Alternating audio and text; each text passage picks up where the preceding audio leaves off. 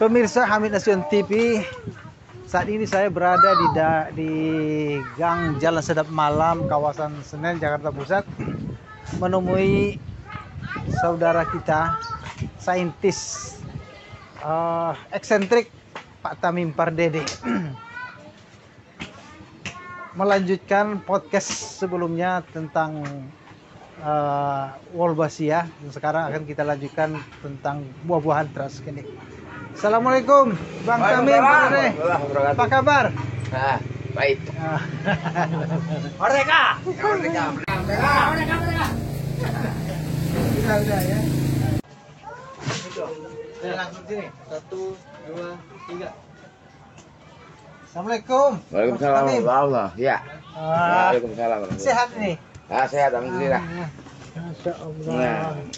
Bang Tamim, saya tadi nelpon, kita hampir kesasar ke situ tuh. Ya. Nyari ke sini. Ya, ini kan kampung rumit. Rumit ya. Kampung yang menjahat harus rumit lah. Iya. Menarik, unik nih tempat ya. Iya. Ngomong-ngomong udah berapa tahun di sini tinggal?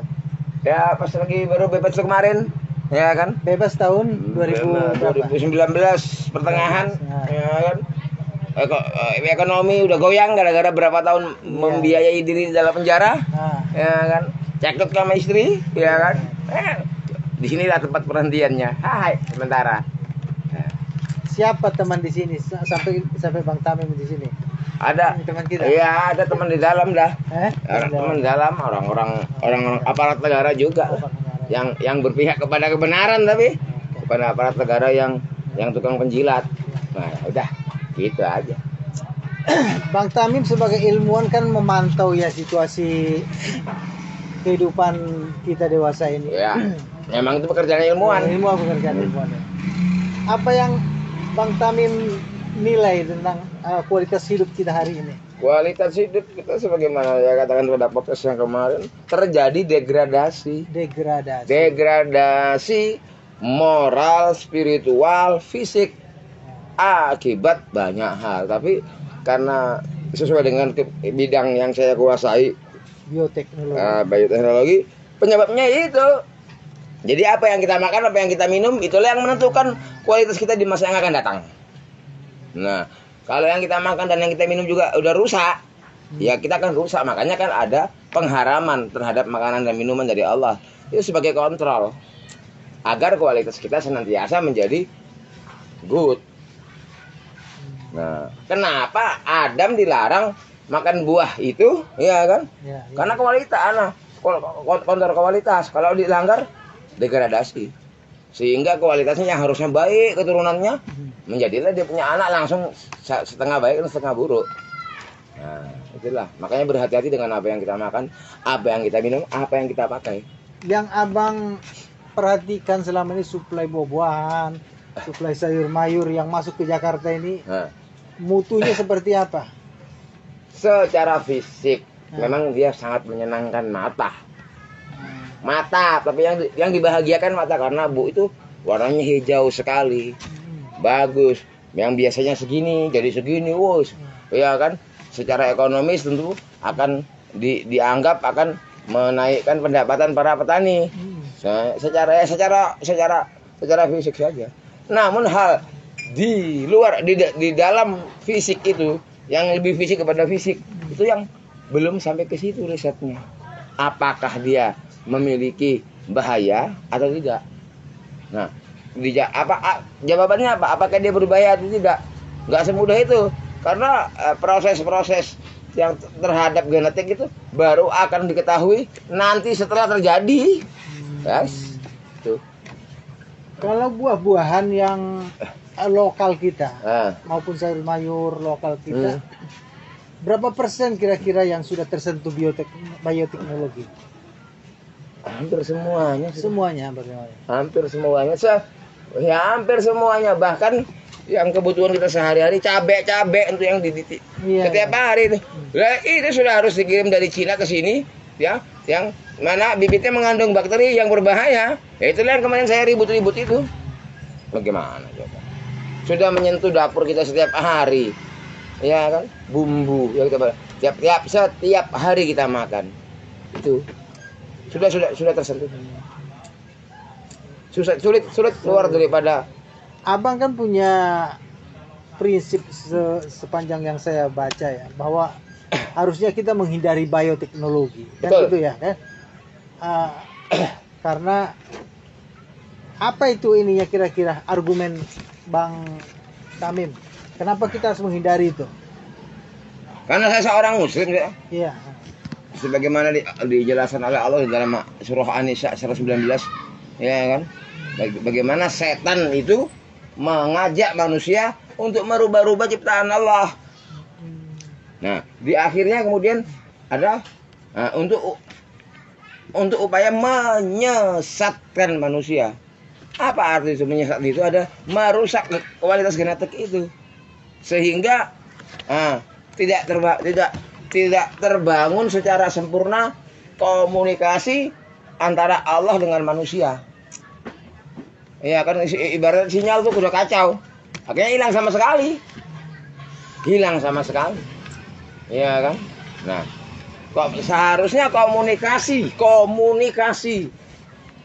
baik secara verbal A sampai Z, alif sampai ya, itu terbentuk oleh dari sang pencipta ke yang diciptakan, ya kan? Karena manusia tidak berjalan sesuai dengan wahyu, membuat kualitasnya anjlok. Makhluk yang tetap berjalan dengan wahyu, kualitasnya unggul, seperti lebah. Lebah itu sampai dengan detik ini adalah makhluk hidup yang Allah berikan wahyu, hidup sesuai dengan wahyu. Kami wahyukan kepada lebah, ya kan? Kami wahyukan, buatlah sarang di sana. Nah, makanya minum madu yang alami sama dengan minum sesuatu, mengkonsumsi sesuatu yang ada memiliki kandungan wahyu dalamnya, membuat kualitas kita menjadi lebih. Misalnya kita nih yang sudah terpapar buah-buahan GMO ya, GMO misalnya. Genetik modifikasi. Semua kan banyak tuh kan. Kira-kira kita konsumsi madu bisa nggak ini memulihkan itu? Nah itu dia jadi masalah, makanya saya kenapa ribut-ribut. Tidak mudah keluar dari sana, sangat sulit. Sehingga seorang hamba Allah yang bernama Muhammad bin Abdullah, yang oleh kalian umat Islam kalian agung-agungkan itu, tidak bisa serta-merta dia harus menjadi nabi. Dia bisa menjadi nabi, dia harus melalui proses pembelahan dada. Datanglah malaikat Jibril melakukan operasi sesar terhadap beliau. Bedah jantungnya diambil oleh Jibril. Apa kata Jibril? Ini adalah bagian setan dari kamu yang harus dibersihkan oleh Jibril. Diambil itu jantungnya, dicuci di mangkok yang terbuat dari emas dan tembaga dengan air zam-zam dan es batu. Dibersihin dulu. Ini adalah bagian setan dari kamu. Harus dibersihkan dulu. Kalau nggak dibersihkan, nggak terbentuk wahyu dari Allah tuh, samar-samar akan diterima oleh Rasulullah. Jauh sebelum beliau masih kecil, bukan udah dewasa, masih kecil, masih umur puluhan tahun, ya kan? Sehingga nggak terbentuk. Sinyalnya nggak apa, di luar jangkauan. Nah, setelah beliau diangkat menjadi nabi pada awal-awal beliau diangkat, ada lagi kewajiban untuk membersihkan pakaian. Jadi upaya harus dibersihkan. Nah, bagaimana sekarang kita pertimbangkan? Sedangkan Jibril melakukan upaya pembersihan bedah fisik. Terus kita bagaimana? Mengikuti cara Jibril melakukan pembedahan fisik itu untuk membersihkan kandungan atau residu itu genetik modifikasi yang dibuat oleh si setan itu. Yang saat ini dimasyarakatkan, dibudidayakan atas nama ilmu pengetahuan dari pengetahuan orang-orang kafir itu ya. Ambiar kita. Sulit ya. Sulit. Begitu sulitnya sehingga akibatnya di masa yang akan datang satu pria nanti akan dikelilingi oleh 50 wanita. Karena kualitas beria sudah anjir, udah buruk. Udah buruk. 1:50. Begitu sulitnya. Semua ini disebabkan dari itu. Bioteknologi. Makanya grup metal Sepultura kan ada lagunya Biotek. Nah, itu. Orang kafir mereka aja paham akan bahayanya biotek. Wah, umat Islam diam-diam aja, itu hal yang Keranjingan malah ya. Iya. Keranjingan. Kapan awal muasal ini biotek melanda buah-buahan, sayur-sayuran itu? Itu dulu diuji cobakan di Thailand. Sebelum Thailand mengeluarkan lama-lama setelah sebelumnya di situ. Thailand. Di Thailand. Kemudian pemerintah Thailand melihat ada yang berubah standar penduduk Thailand ini.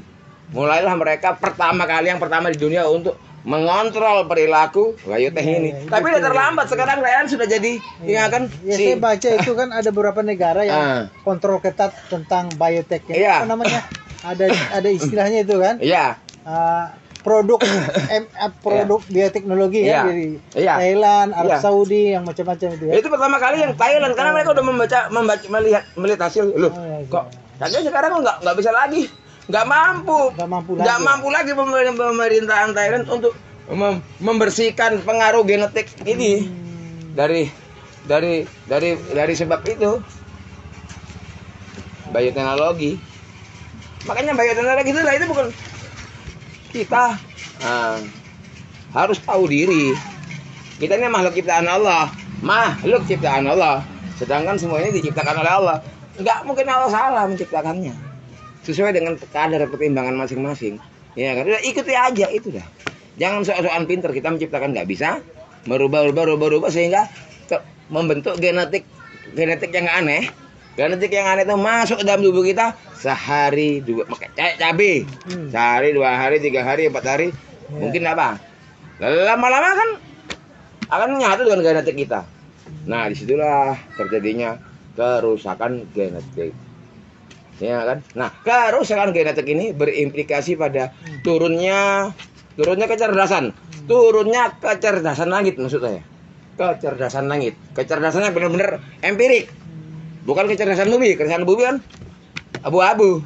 Ya kan? Lalu kalau kecerdasan langit empirik, ya kan? Berturunnya kualitas kecerdasan langit sehingga kita merasa cerdas padahal tidak. Mengeluarkan statement-statement yang bersifat ilmiah padahal nyeleneh. Makanya sekarang kenapa umat menjadi keranjingan pada pendapat-pendapat pakar-pakar. Saya katakan pakar tapi tanda kutip. Dari pakar-pakar kafir tersebut. Orang kafir kok. Biarpun pakar, kalau orang kafir ya goblok tetap goblok, pakar apapun dia. Karena orang menilai seseorang itu pintar atau tidak, cerdas atau tidak, dinilai satu dari keislaman dia. Produk pangan lokal kita yang Anda identifikasi GMO apa saja ya? Hampir semua sudah. Hampir semua. Udah. Makanya kan kasus yang cabai kemarin yang dari Cina, itu kan saya identifikasi. Kayak mengerikan. Itu sebenarnya bukan satu bakteri. 9 bakteri saya temukan di situ yang berbahaya. Masuk ke tubuh 1, 2, 3. Ambil kita. Rusak udah. Ya kan? Apa akibatnya kalau itu? Kalau ditanam di tanah kita itu. Nah, ini tanah ini bakterinya ya. Jadi tidak produktif beberapa puluh tahun yang akan datang. Ayo. Dikasih pupuk apapun nolak. Cuma memang ininya tampilan produknya bagus. Ya kan, bagus. Nah, bagus. Tapi sana yang ditanam di sana, di negara tempat rekayasa itu berasal. Di tempat kita nananya udah nggak bisa. Makanya nanti ketergantungan pangan inilah yang akan menjadi penyebab nongolnya si Dajjal. Karena dia menyediakan pangan bagi kita. Ya sudah. Memang begitu. Ya kan fitnahnya Dajjal apa? Membawa makanan. Ya kan? Orang kelaparan datang ke dia. Itu kan kondisi pangan, krisis pangan. Kalau beras IR macam-macam itu produk bioteknologi nggak? Bukan? Nah, produk bioteknologi. juga ya? Produk bioteknologi. Tapi nggak berbahaya toh? Berbahaya. Juga ya? Berbahaya.